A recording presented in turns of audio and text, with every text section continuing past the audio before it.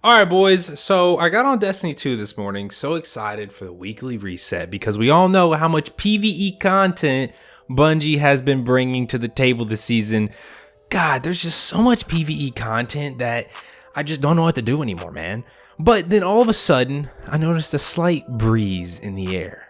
A sudden shift in the space-time continuum. My Solo Mindbenders video started getting a ton of views out of nowhere, and I just had a hunch that the Hollowed Lair strike was back. And even though I still have nightmares about doing that strike for over 100 hours, only to get cucked by getting a 4 out of 5 roll, I have decided to make an updated solo guide. Now, why, you may ask? Well, because the biggest complaint about that video is that I was using weapons that were, quote, too hard to obtain for solo players, which in return made the video, quote, pointless, because it was a guide for solo players. So today, I'm going to show all you solo players how to farm the Hollowed Lair Nightfall without using any pinnacle/ritual weapons or exotic weapons, just so no matter who you are, you can do this. But you know the drill. If you are new, and only if you enjoy the videos or have ever found them useful, then be sure to subscribe. Also, I have a Twitter. Please follow it. Okay, let's get into this. So I'm going to quickly go over the loadout you should be using, then transition over to me doing a full solo run of the Hollowed Lair Nightfall with live commentary, so you know what I do at every step of the way to make it as easy as possible for you to understand. So first up, our class. We're going to be running Top Tree Sentinel Titan for its extremely good survival capabilities. You get a melee, and you get your health back along with an overshield. When you have that overshield active, you get an increase to melee damage and reload speed, and not to mention the massive bubble that literally makes you unkillable. Next up are our weapons, and hang with me because it's about to get a little weird. For our kinetic, we have the Sniper Rifle Tranquility. Now, we actually don't use this sniper too much, maybe 1 or 2 times as you'll see in the gameplay, but it does come in clutch when we need damage, but we also need to keep our distance to avoid, dying. Next up is the Aquilo Shotgun. Yes, I know, 2 special weapons, but just trust me on this. This thing is going to be our main weapon for big burst damage. Also, not to mention, this thing almost single-handedly takes down the spider tank and puts the solar shielded captains to sleep in seconds. And finally, the new grenade launcher this season, Interference 6. This makes quick work of all those annoying arc shielded captains that for me are the worst part of this entire Nightfall.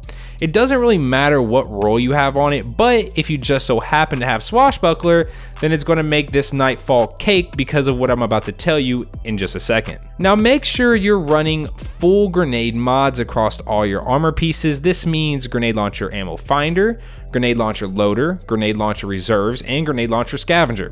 For the class item, make sure you're running Pump Action for more super energy on shotgun kills and Hands On for more super energy on melee kills. Now for the big part, throw on the exotic leg armor Dune Marchers.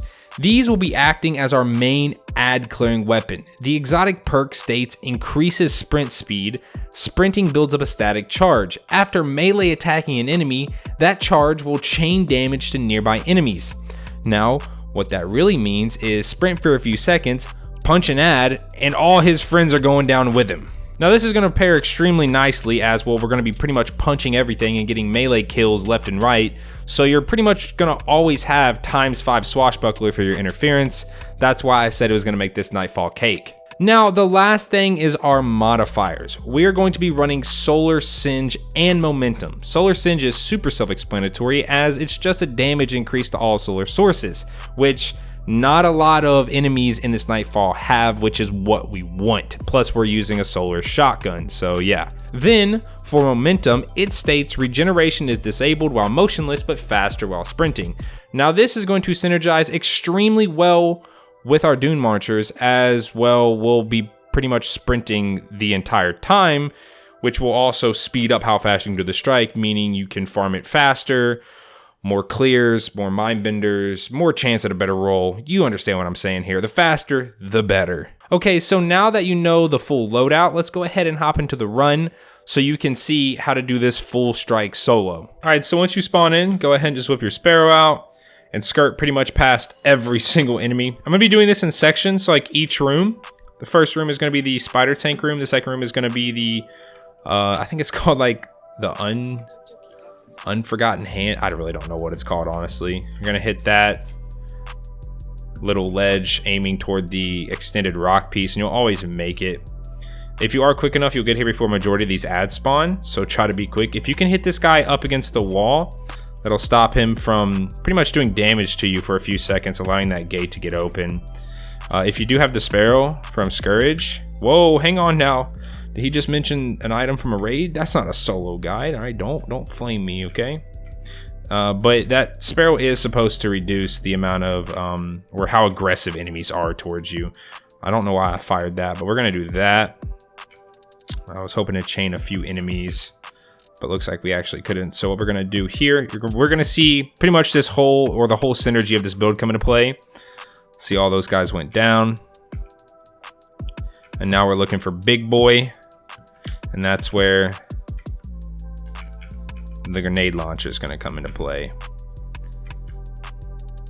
Once we get that melee, after we've been sprinting, it's going to give us our health back and overshield and take out any ads within the general area because of Dune Marchers. So, and sorry if this is kind of all over the place. I'd never do just like off the top of my head live commentaries. I always kind of have like some stuff written down about them, but I'm really just doing this just kind of with the flow of it. Plus I haven't slept in like 36 hours, so there's that. Once the plate's down, go ahead and start clearing ads. So just get like one punch in, it'll take care of a majority of the ads. If you can hit this guy with a solar weapon, preferably that shotgun, it'll stagger him so he can't do damage to you, giving you enough time to kill him. Punch this guy to activate Trench Barrel, get 3 shots off. It'll take him down to his knees. Punch to activate Trench Barrel again, get 3 shots. Punch, 3 shots. That'll maximize Trench Barrel.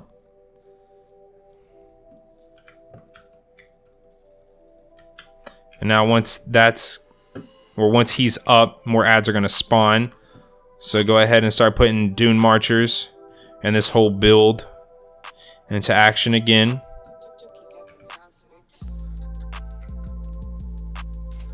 As you can see, pretty much all these ads are going down with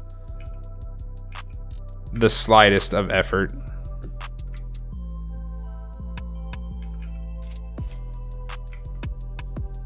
Sometimes Dune Marchers doesn't work like it did just there. That happens. I mean, it is what it is. Excuse me, why am I stuck? Thank you. And yeah, I don't really see any other ads, so we can go ahead and start working on this guy again.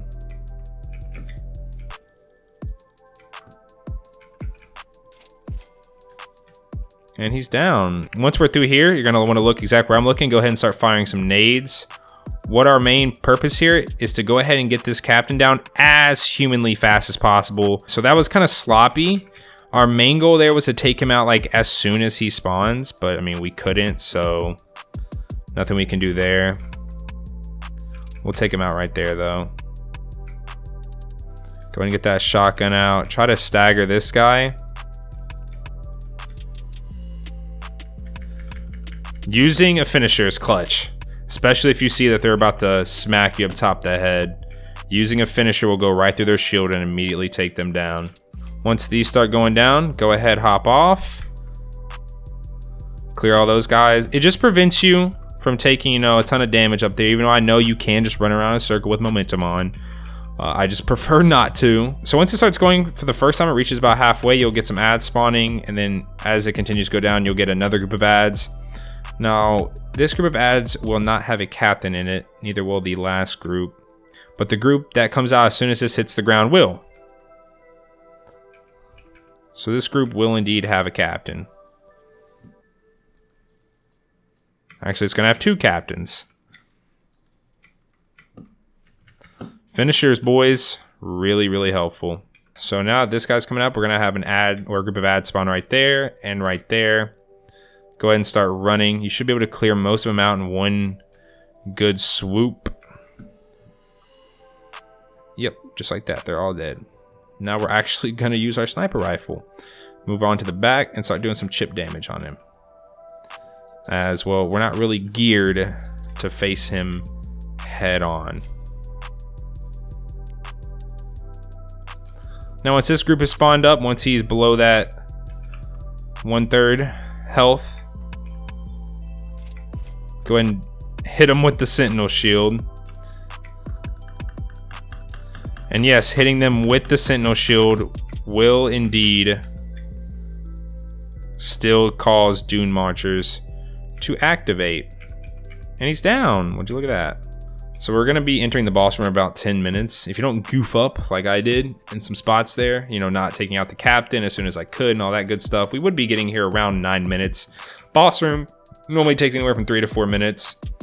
Once he is up, best way to do this is to just, same thing as we did with that last guy, chip damage in his head until we get some ads spawning up, and then we're gonna be able to activate Swashbuckler and start doing a whole lot more damage via the grenade launcher. As you can see, I mean, it just takes his health away. This thing is so good once you have ×5 swash active.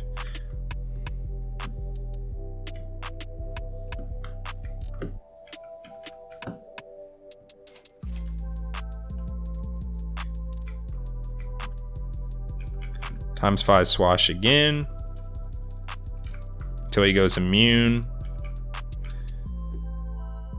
There, go ahead and start clearing up some ads.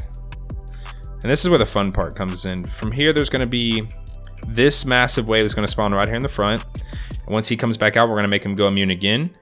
And then another big wave will spawn up. This first big wave includes a solar captain. The next big wave after that includes like an abomination. The solar captain, in my opinion, is worse than the abomination, but just because we have to get close range to get this shotgun to actually work on him.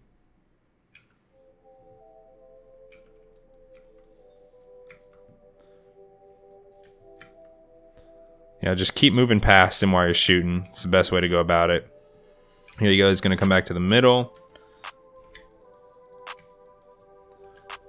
A few of those shots. Make sure you're reloaded once he goes immune. Make sure you reload this grenade launcher, as you don't want to be stuck in the air whenever he's teleporting you without any ammo. That's the worst. It normally takes two well-placed grenades. We'll take that down. You can immediately start doing damage to him to make him go immune again, but what I like to do, I like to clear out this left side, get Swashbuckler. It only takes a few grenades to get him immune. Also, make sure whenever he, you know, goes immune to start running till you get your health back. Last thing you want to do is be caught in the air without health and without ammo. Oh, that's terrible. That's just sad. So we have Swashbuckler.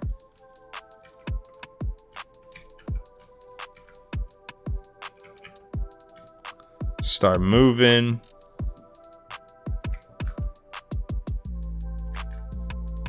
Swashbuckler again.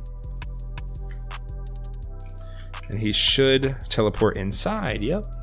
There's normally 2 immune phases, or smaller immune phases, and there's a bigger one where he actually teleports back there. So all these spawn up, make quick work of them. You know, and don't be afraid to kind of just toss yourself in there. You will be getting that health back and that shield if you do have your melee fully charged. Now, if you don't have the melee fully charged, you'll still chain to nearby enemies. It's just you won't get a shield or your health back. All right, now this guy is annoying.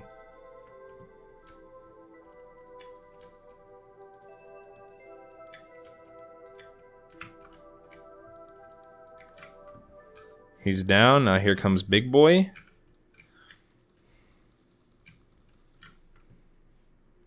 From here, it's just, you know, let's see how fast we can make him go immune.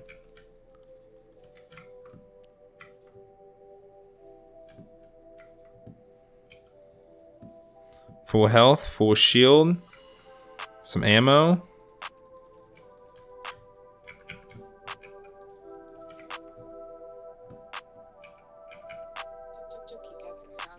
I'm not gonna worry about the ads, even though I technically should. Now from here, once he's teleported you once after coming out again,